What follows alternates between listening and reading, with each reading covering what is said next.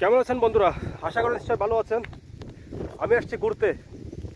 তো বন্ধুরা, আমার তো খেয়ে দিয়ে কোনো কাম নাই খেয়ে দিয়ে। আমার কামে হচ্ছে ঘোরাঘুরি। দেখেন, আমি আসছি একটা রিসোর্টে। তো রিসোর্ট এখনো কমপ্লিট হয় নাই, কাজ চলছে, এক প্রকার চালু হয়ে গেছে। এই যে থাকার জন্য ঘর। আর এই এলাকাটা হচ্ছে সম্পূর্ণ পরবর্তীতে ভবিষ্যতের জন্য একটা রিসোর্ট। অর্থাৎ এই এলাকাটা আস্তে আস্তে আস্তে আস্তে সব রিসোর্টে ভরে যাবে। পুরা পাহাড়গুলো সব রিসোর্টে পড়ে যাবে। কিন্তু জঙ্গল পরিষ্কার করা হবে না, জঙ্গলে থেকে যাবে। এখন শুকনোর দিন, ওই যে বিশেষ করে সেগুন পাতা সব ঝরে গেছে। গাছে একটা পাতাও নাই সেগুন পাতা। বৃষ্টি না হওয়া পর্যন্ত সেগুন পাতা আর হবে না। তবে আবার সবুজে ছেয়ে যাবে বৃষ্টি পড়লে সব পুরা পাহাড়টা। বন্ধুরা, এটা হচ্ছে একটা ভিউ পয়েন্ট। আপনারা এসে এখানে ছবি তুলবেন। এখানে বিকালবেলা বসে সময় পাস করতে পারবেন। আর ওই যে পাহাড়ি উঁচু নিচু রাস্তা, এই যে রাস্তার ওই দিক দিয়ে টার্নিং, অর্থাৎ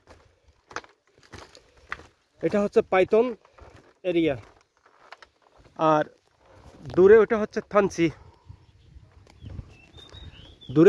থানচি। অর্থাৎ এখান থেকে মেঘ পাহাড় শুরু। আমি একটু দেখানোর চেষ্টা করি। ওই যে দেখেছেন মেঘ পাহাড়, ওই যে ওইখান থেকে পাহাড়ি মেঘ পাহাড় শুরু, এই এলাকা থেকেই। তো ওটা হচ্ছে থানচি বন্ধুরা, লামা এবং থানচির সীমান্তবর্তী এলাকা। যত ওইদিকে যাবেন তত পাহাড়ের উচ্চতা বেড়ে যাবে। যত ওইদিকে যাবেন থানচির দিকে, ততই পাহাড়ের উচ্চতা বেড়ে যাবে। আর এখান থেকে মেঘ পাহাড় শুরু। এই পাহাড়গুলো কম না বন্ধুরা। দেখেন, এখানকার প্রধান বাহক হচ্ছে বাইক। এখানে কোনো সিএনজি, জিপ, অটোরিকশা কিছুই পাবেন না। এখানে প্রধান বাহক বাইক। এই যে দেখেন উপরে বালি, এরা কিন্তু অভ্যস্ত। দেখেন, এরা অনেক এক্সপার্ট ড্রাইভার। যেই জায়গায় উঠবে ঠিক সেই জায়গায় বালি। এই যে ভাঙা এবং বালি, ক্যামেরা বোঝা যাচ্ছে? উঠতে যেমন তেমন, নামতে কিন্তু বিপদ। আপনার নামতে গেলে একটু ব্রেক করতে হবে। ব্রেক করলে আপনি স্লিপ করার সম্ভাবনা থাকে। আর এই রাস্তাটা কিন্তু বন্ধুরা 35 ডিগ্রি অ্যাঙ্গেল। একদম উপরের দিকে 2-3 কিলোমিটার উপরে উঠবেন শুধু, আর নামতে 2-3 কিলোমিটার নিচে নামবেন। আর উপর আরেকটা রিসোর্ট আছে, ওই যে আমি দেখানোর চেষ্টা করি। এই যে এখনো নাম নির্ধারণ হয় না বন্ধুরা।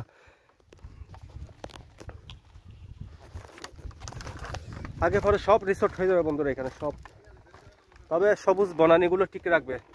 কোনো গাছপালা জঙ্গল পরিষ্কার করা হবে না, এগুলো বরাবরই থাকবে। আর এগুলো হচ্ছে কলা বাগান নিচে, মোরংদের কলা বাগান। অর্থাৎ ওটা মোরংপাড়া গ্রাম, মোরংদের গ্রাম এটা। আর ওই যে উপরে একটা পাহাড়ের চূড়া, এটা হচ্ছে বৌদ্ধ মন্দির মোরংদের। এটা বৌদ্ধ মন্দির, ওই মাঝখানে এটা মোরংপাড়া। তো ওইখানে যাওয়ার মতো কোনো রাস্তা নাই, শুধু এই যে পাহাড়ি দূর ডাক পায়ে হেঁটে যেটা যাই ওইটা। আর আমি বৌদ্ধ মন্দিরটা দেখানোর চেষ্টা করি দূরে। ওই যে আমি একটু জুম করি কতটুকু দেখা যায়। ওই যে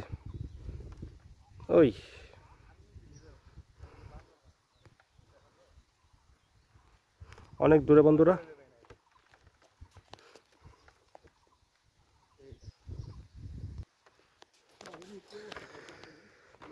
অর্থাৎ এই মোরংপাড়া এটা। তো এইখান থেকে মেঘ পাহাড় শুরু। অর্থাৎ এটা লামা এবং থানচির সীমান্তবর্তী এলাকা। ওই যে দূরে এগুলো মেঘ পাহাড়, আস্তে আস্তে মেঘ পাহাড় শুরু। দেখছেন, একটু মেঘের অস্তিত্ব আভাস পাওয়া যাচ্ছে। এই যে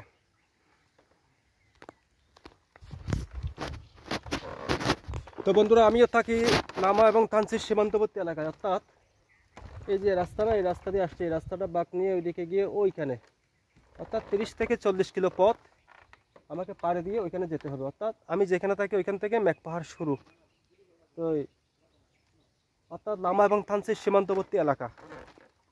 এইটা এই সামান্য জায়গাটা, এখান থেকে শুরু লামা এবং থানচির সীমান্তবর্তী এলাকা।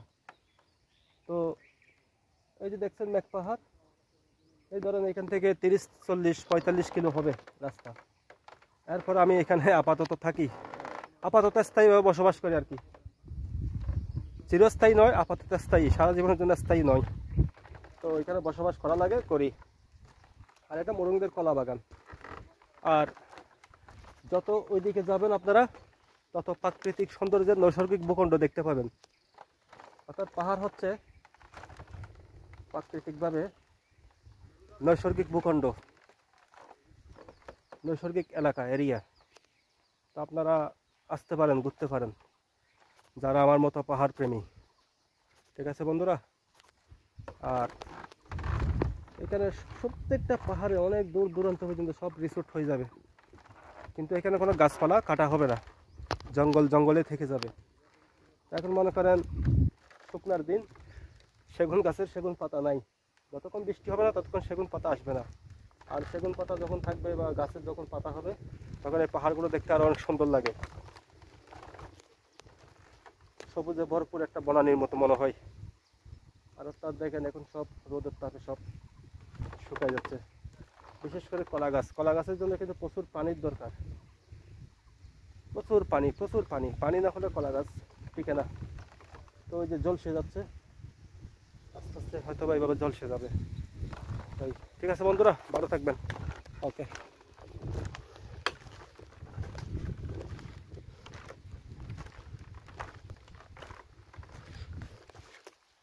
আপনারা এখানে রেস্ট করতে পারেন বসে, যারা আসবেন, এটা একদম ফ্রি। এখানে যারা শোবেন, রেস্ট করবেন, এখানে অন্তত টাকা লাগবে না। এখানে যতই হাঁটা চলা ঘোরাফেরা করেন টাকা লাগবে না, শুধু টাকা লাগে আপনার এই যে এখানে যখন রাত্রি যাপন করবেন। কত টাকা নেই আমি শিওর না, তবে আনুমানিক একদিনের খাবার টাকা 700 বা 750 নিতে পারে।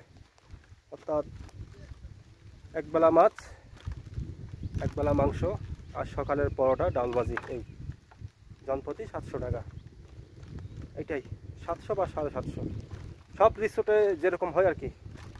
তো আবার রিসোর্ট বুঝে আপনাদের এখানে আবার একটু দরদাম করবেন, যাই বলুক একটু দরদাম করবেন, দরদাম করলে হয়তো একটু কম পাবেন। ঠিক আছে বন্ধুরা, আপনারা আসুন আমার কাছে, এসে ঘুরে যান। এই যে আমি যেখান থেকে মেঘ পাহাড় শুরু, এখানে আমি বসবাস করি, একদম ভিতরে না, যেখানে ফাইনালি মেঘ পাহাড় ওইখানে না, যেখানে ওই যে দূরে মেঘ পাহাড় শুরু ওইখানে আমি বসবাস করি। ঠিক আছে বন্ধুরা, ওকে।